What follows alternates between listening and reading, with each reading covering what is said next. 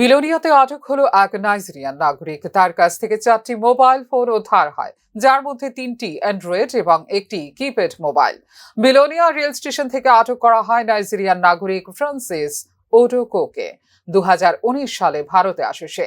Cyber ক্রাইমের সাথে যুক্ত রয়েছে এই নাইজেরিয়ার নাগরিক। 2021 সালে চণ্ডীগড় পুলিশ তাকে সাইবার ক্রাইম মামলায় আটক করে। সেই সময় থেকে 3 বছর চণ্ডীগড় জেলে বন্দী ছিল সে। অবৈধভাবে বাংলাদেশ হয়ে নাইজেরিয়ায় ফিরে যাওয়ার পথে বিলোনিয়ায় গ্রেপ্তার করা হয় তাকে। হলো ফ্রান্সিস ওডিকি আইফিনি। ওনার কাছে কি কোনো পাসপোর্ট ছিল? না, কোনো পাসপোর্ট তো পাওয়া যায়নি। মানে উইদাউট পাসপোর্টে আইতেছেন? কোনো ভ্যালিড ডকুমেন্টস কিছুই নেই।